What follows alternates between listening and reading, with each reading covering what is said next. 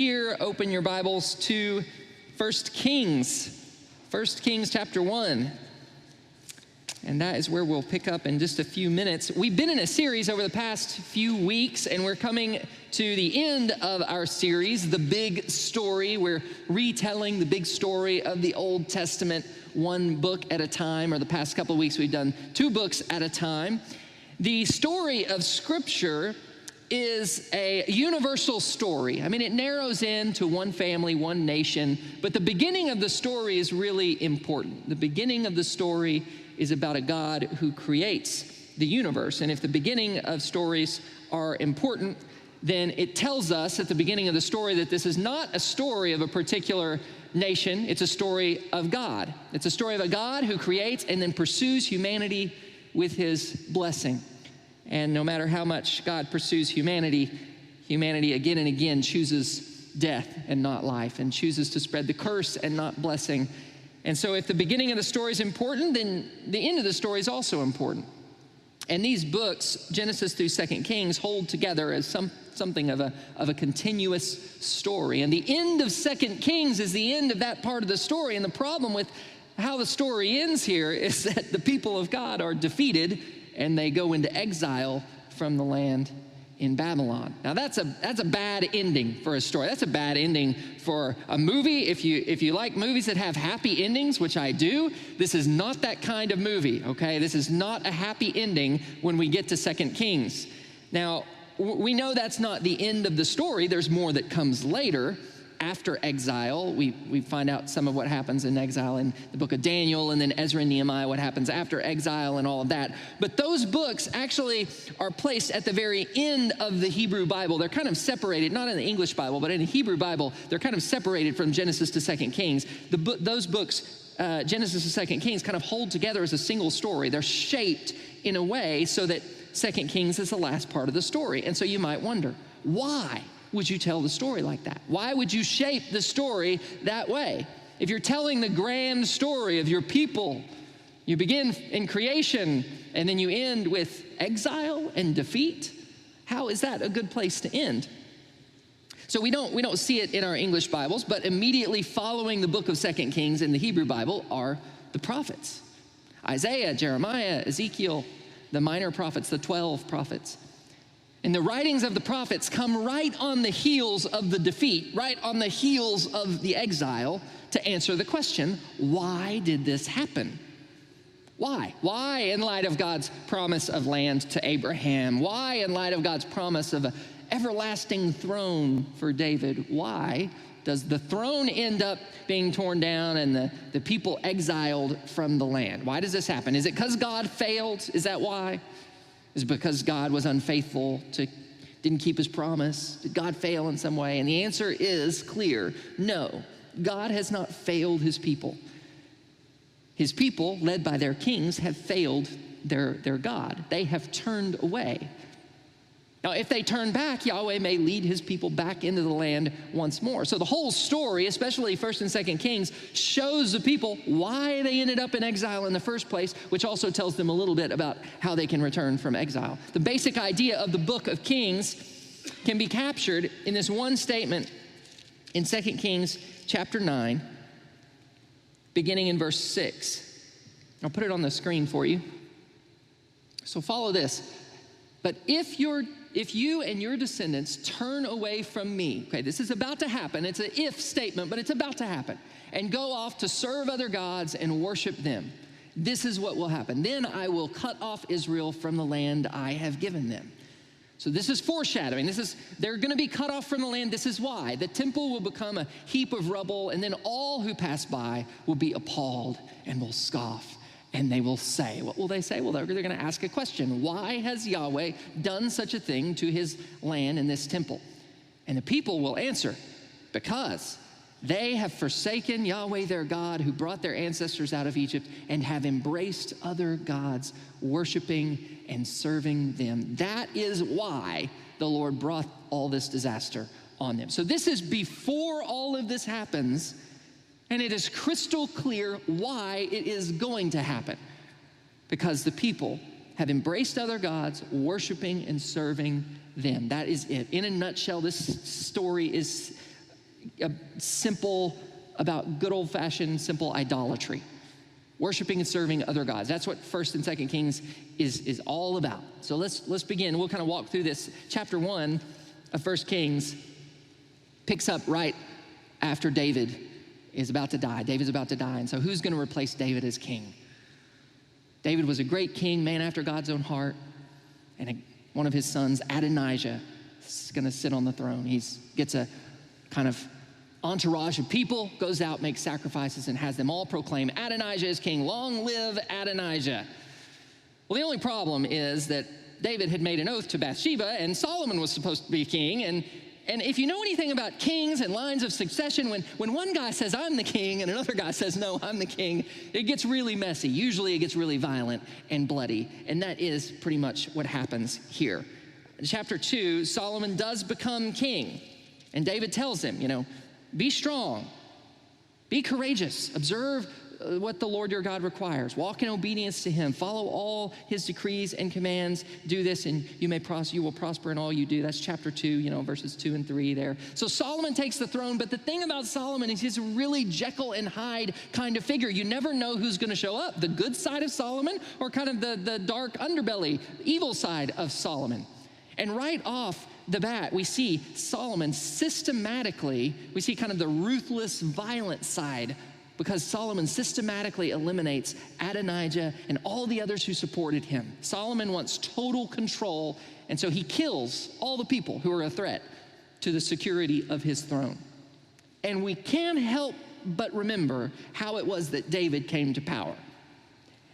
David didn't want to have anything to do. He refused to be involved in any kind of bloodshed when it came to killing those who were claimants to the throne. And it looks like, okay, things with Solomon are gonna go a little bit differently than they did with David. Now there's a good side to Solomon, and we usually think about this, Solomon's wisdom. Solomon wrote some of the Old Testament, Solomon in chapter 3, God says, Solomon, ask for whatever you want. And instead of asking for wealth or power, he asks for a discerning heart to govern God's people well. He asks for wisdom. Well, that's great. This is good. But then we're also told that one of the first things Solomon does is make an alliance with the king of Egypt by marrying his daughter, which meant that if you marry the daughter and she comes to live in Israel, then her gods come to live with her, and sacrifices to her gods start being included alongside sacrifices to Yahweh. That's probably not so good. And so we don't get any comment on any of this. The narrator is just telling us what is happening. And Solomon becomes extremely wealthy, extremely powerful. Massive military fortresses. He builds chariot cities. He's said to have 1,400 chariots and 12,000 horsemen and 40,000 stalls of horses. That's a ton of horses. He built shrines and houses for hundreds of wives. So he has 1,000 wives and concubines, apparently. I mean, this is a huge royal family. And he builds governor's mansions and public buildings all over the empire. So it seems like Solomon is all about building the splendor of his own empire, his own dominion. How does he build all this? Well, he does it with slave labor. And this should ring a bell, okay? Slave labor, wait, hold on. Weren't there some stories in the Old Testament about some slaves who were building cities for a king? Oh yeah, I remember. The Israelites were slaves in Egypt building the cities of Pharaoh, and now Solomon starts to look so much like Pharaoh. He looks just like Pharaoh. Now the ones who were the slaves in Egypt are now the slave drivers, and they have their own slaves building the cities of Solomon. And it's like, this is not how Yahweh meant it to be. Now, among all the buildings, Solomon also builds the temple. That's in 1 Kings chapter 6. That's a bright spot for sure. That's where Yahweh is going to dwell, in Jerusalem. But he builds the temple with forced labor and heavy, heavy taxes. And he also builds the temple so that it kind of joins up next to his royal palace, the center of political power. So even the description of the two buildings, the temple and the palace, are side by side next to each other in 1 Kings 6 and 1 Kings 7. Listen to this. You just see what you think about, what the point is here. 1 Kings 6, verse 2 says, the temple that King Solomon built for the Lord was 60 cubits long, 20 wide, and 30 high. I'll explain that in just a second. At the end of the chapter, it says, he had spent 7 years building it. That is, the temple. It took him 7 years. Next verse says it took Solomon 13 years, however, to complete the construction of his palace. Okay, there you go. He built the palace of the forest of Lebanon, and how big was it? 100 cubits long, 50 wide, and 30 high. So if you're not great at math, 7 years building the temple, 13 years building the palace. Okay, and the size of each building is given in cubits. And if you multiply those together, you get to feet, and 11,250 square feet for the palace, which is a pretty big palace, 11,000 square feet. And attached to the side of the giant palace was the temple, which, weighing in at about 2,700 square feet, is about a quarter of the size of the palace. Now, is that bad? We're not told. Is it bad? Is it good? The narrator doesn't say anything about that. He doesn't condemn Solomon. The story isn't condemning Solomon at this point. But you can't help but feel that the temple seems almost like an attachment to the giant royal palace, like an add-on. And one can't help but ask whether Solomon, in all of his power, has been tempted to think of God as domesticated and tamed to serve the interests of royal dominion. It all becomes a bit much. Solomon, his entourage of wives, and the demands for the daily furnishings of Solomon's household, because he's got all these dignitaries and wives and families and military generals that all live so extravagantly that to keep up the royal lifestyle, they required every single day 10 oxen, 20 cattle, hundreds of sheep and goats, along with several tons of flour every single day. And where did they get all that? Well, he divided the kingdom up into 12 districts, and each district supplied 1 month of the king's household provisions. And that's the way Solomon acquired these extravagant daily provisions, heavy taxation on the backs of the people. And the thing is, you read a lot of this, it's just about like Solomon's splendor and, how he's like a lot of the other kings in the area. And then other kings and queens come and see Solomon, and they're very impressed with all of this. And there's really no comment about whether this is good or bad or anything. But if you've been paying attention to the story so far, you start to get hints that, I don't know that all of these things are the way God intended it to be. Solomon was marrying wives from places that the law said not to marry. He's importing horses from Egypt. The law in Deuteronomy said not to do that. The law of Moses was concerned with distributing resources, dividing resources of the land fairly and equitably among all the 12 tribes. Like, there's very detailed allotments for which tribes get what and all of that. And they were supposed to look very different from all the other kingdoms of the world. And Solomon's kingdom doesn't look like that. Solomon's kingdom, it just feels like he is a lot like all the other kings of the world. In fact, he becomes compared more and more with all the other kings in the world. Like Solomon was more wealthy than all the other kings there were. And again, the narrator hasn't condemned any of this stuff yet until you get to chapter 11. And that's where the story takes a turn. And instead of telling us all about Solomon's splendor, we hear what the Lord thought about all of it. And it says in 1 Kings 11, verse 4, as Solomon grew old, his wives turned his heart after other gods, and his heart was not fully devoted to the Lord his God as the heart of David his father had been. Verse 6, so Solomon did evil in the eyes of the Lord. He didn't follow the Lord completely as David his father had done. On a hill east of Jerusalem, Solomon built a high place for Chemosh, the detestable god of Moab, and for Molech. Molech was the god who required child sacrifice, the detestable god of the Ammonites. He did the same for all his foreign wives who burned incense and offered sacrifices to their gods. And the Lord became angry with Solomon because his heart had turned away from the Lord, the God of Israel, who had appeared to him twice. Listen to this. Although he had forbidden Solomon to follow other gods, Solomon did not keep the Lord's command. The very first command.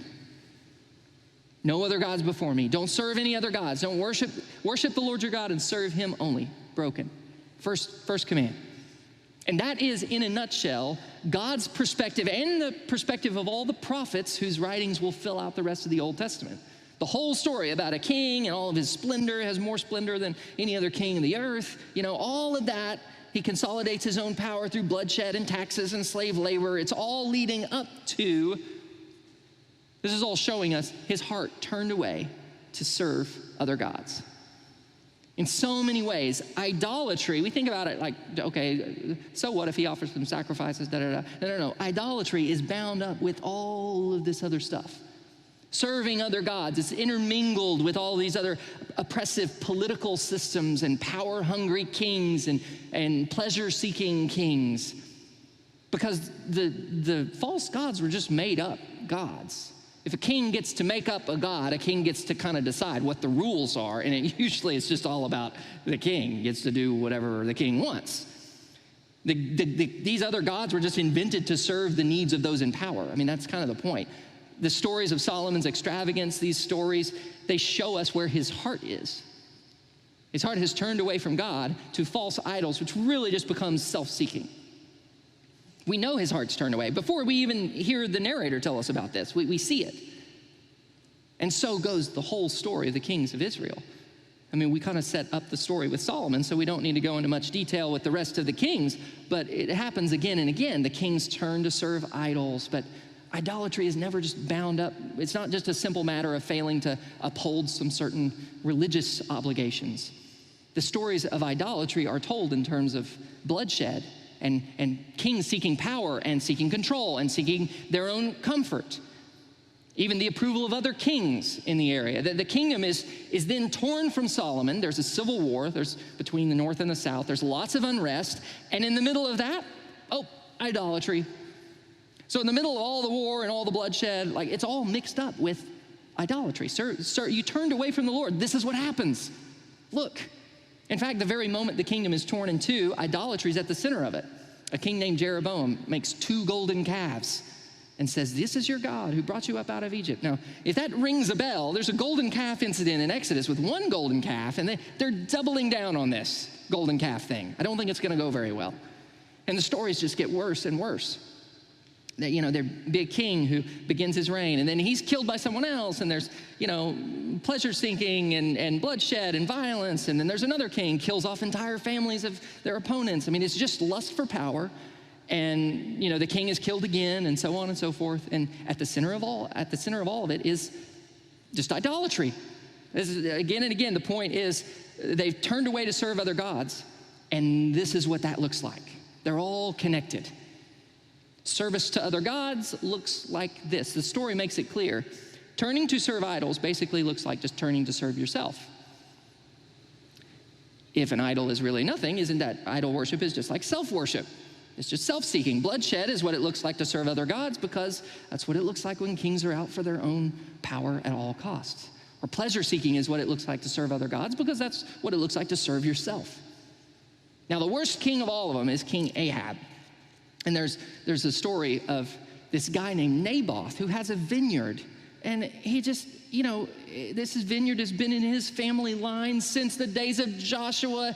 He's keeping this vineyard. It's his job to keep it and then pass it on to his descendants. This is a picture of old Israel, of the covenant of Yahweh, where everybody has the land given to them by Yahweh, and then they keep it, they tend it, they pass it on. Continuous family inheritance. But Ahab wants the vineyard. So Ahab kills the man in order to steal his land. And it's the ultimate assault on the covenant of Yahweh, taking by force what God had freely given to the people. And the summary that the story gives to all of this is that there was never anyone who sold himself to do evil in the eyes of the Lord like Ahab. Now, isn't that interesting? No one who sold themselves to do evil. No one had sold themselves more than Ahab. Isn't that an interesting phrase? Sold himself to do evil. You don't hear that very often. Sold himself. It means surrendered himself or handed himself over to do this. Now, how did he hand himself over? How did he sell himself to do evil? By going after idols like the Amorites who were in the land before him. So it ties the selling yourself to do evil to that's just chasing after other gods. They're all mixed up together. The picture is that if you're giving yourself away, selling yourself to things that are false, then this is the result. The reason the people are destroyed is not because God was unfaithful, The answer is clear. It's the people who've surrendered themselves to idols. Idolatry is the root. Now, the bloodshed is there. That's just like the symptom of it. And the violence is there, the way they seek pleasure. That's just kind of the branches. That's not the root. The root is you have turned away and you're serving another God.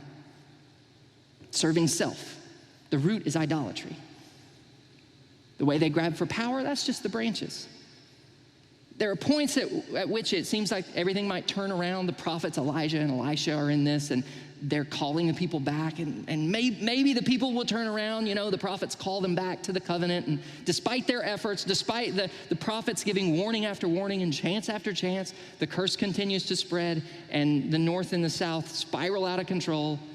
The north is eventually conquered completely, and the south lasts a little bit longer, but then finally, they're surrounded. And at the very end, the second to last chapter, there's this summary over the whole thing.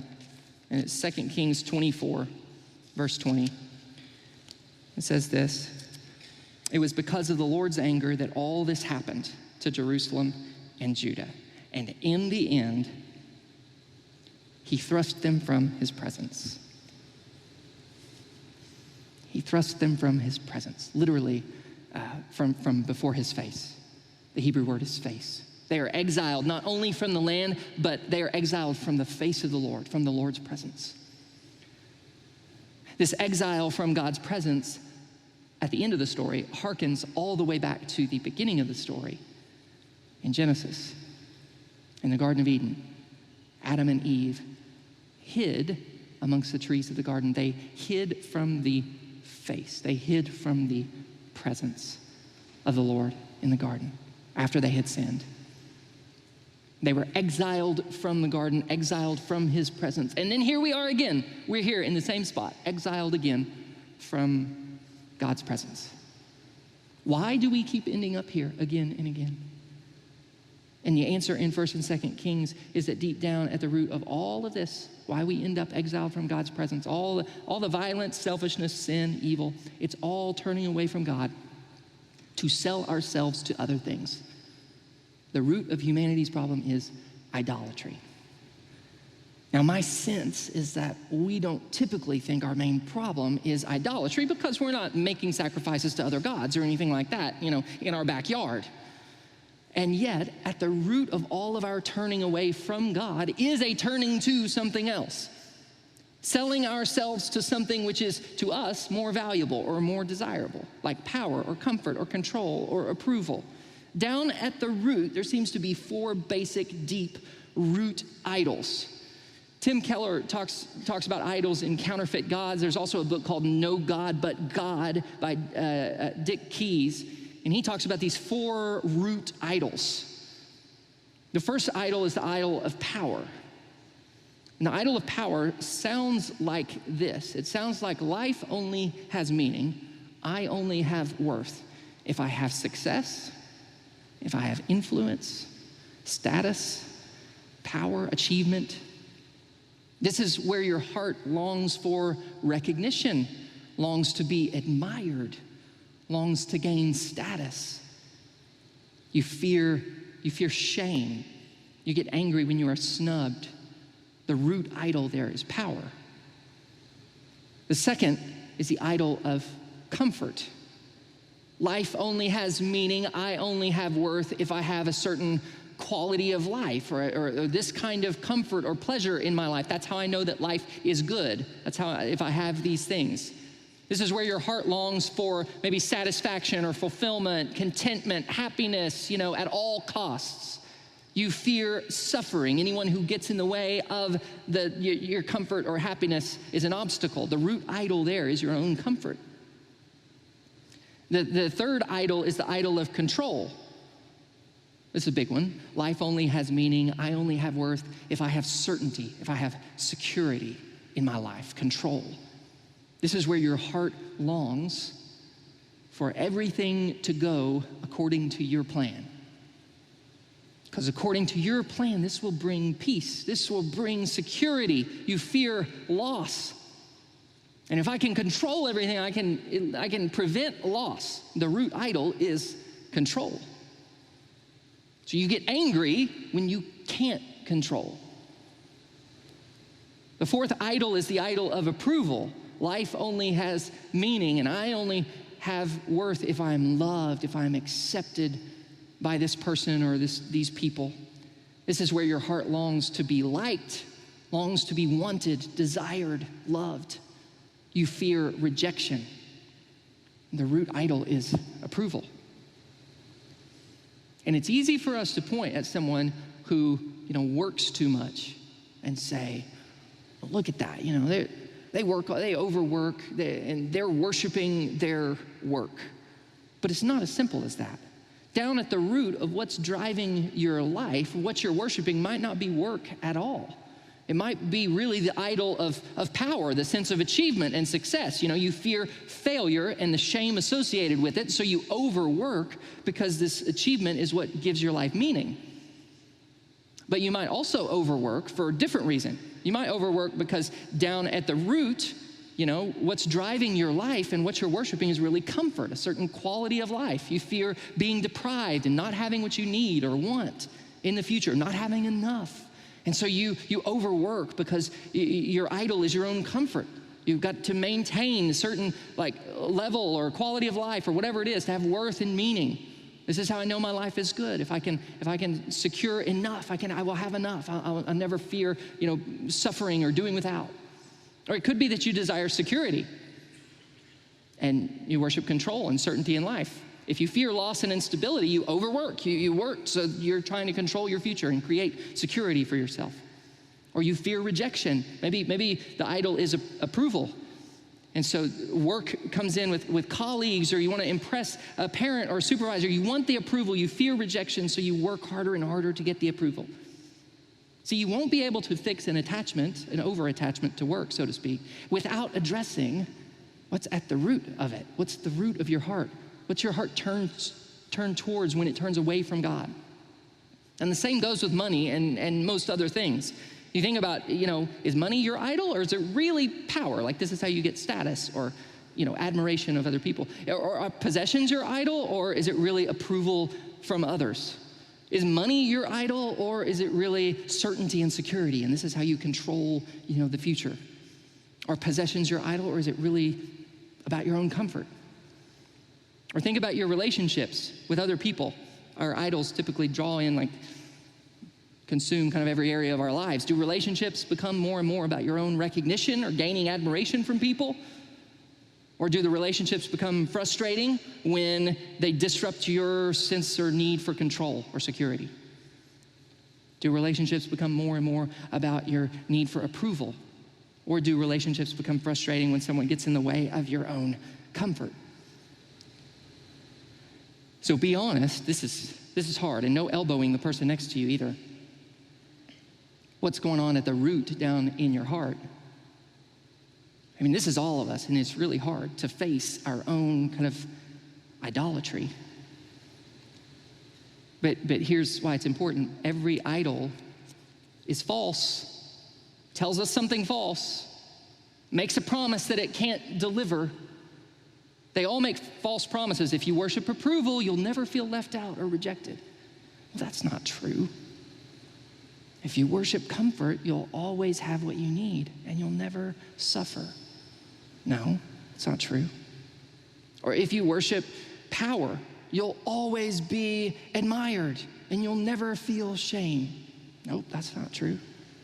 If you worship approval or control, you'll have security. You'll never experience loss that you fear. No, that's not true. You might experience all of those things. Whether you're worshiping that, seeking self, seeking those things or not, you can't establish those things. Those idols make false promises. The truth is, you might experience rejection in your life. And Jesus says, yeah, that's a possibility. You might experience rejection from anyone else. But Jesus says, but I will never reject you. Jesus offers truth. You might experience shame, but Jesus says, I know your shame. I took your shame on myself. Come to me, I'll give you rest from that, from condemnation, from shame. You might suffer, but you'll never suffer alone, because Jesus says, I'll never leave you, I'll never forsake you. See, your life might spin out of control. You might lose control. You might actually lose the very thing or the very person that is most precious to you in your life. But in the midst of that, Jesus says, my grace is sufficient for you. My power is made perfect in weakness. Jesus says, let go. Let go of the idols. They were never able to give you what they promised anyways. They'll only lead you into exile away from the one thing you needed all along and needed in the first place, which is the presence of God. That's why Jesus came, to reverse the exile. The exile from the garden, the exile from the land, to reverse, to reconcile the world back to God.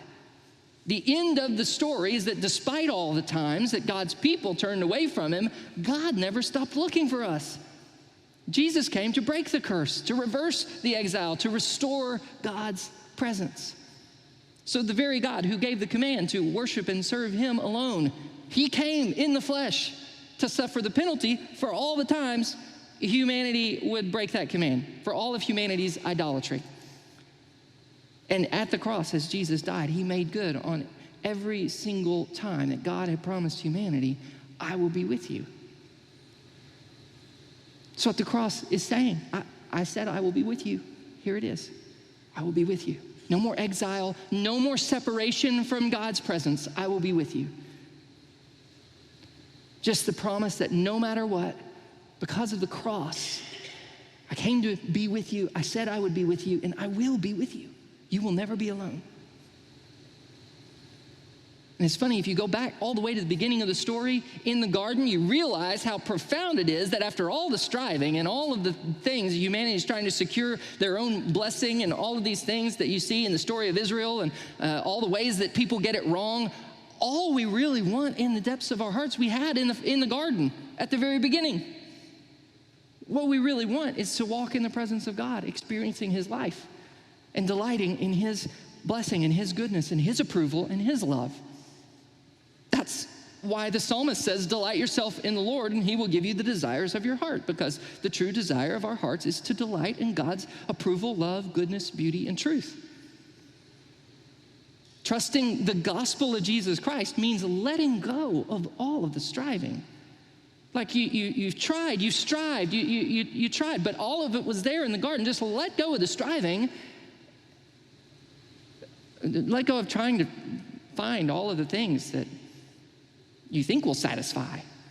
Letting go of those things which draws our hearts, like selfishness or control, comfort, search for recognition or approval. Trusting the gospel of Jesus Christ means dying to self. But then finding, when you let go, you're able to receive. You're able to find then all that we ever needed. He is inviting us into. Abide in his presence. Walk in his spirit. Receive his blessing, approval, love, forgiveness. The more and more that your heart rests in the love and grace of Jesus Christ, the more you can let go of seeking for yourself power or control or comfort or approval. You can let go of those things because you embrace with everything you have the gospel of Jesus Christ that says that Jesus Christ, by his death and with his resurrection, has secured for you all of the approval, all of the justification or righteousness, or all of the meaning and purpose and rescue that your heart longs for. All of those other things that we're longing for can be found nowhere else but in Jesus Christ. So whatever you're looking for significance, or whatever it is that you've been trusting in to make you happy, or whoever it is in your life that you've been depending on to give your life meaning or make your life worth living, look away from those things. Turn away from those things. Let go of trying to pursue those things. And look towards Jesus Christ. In the end, that's where the whole story is pointing. It's all pointing us to him. Let's pray.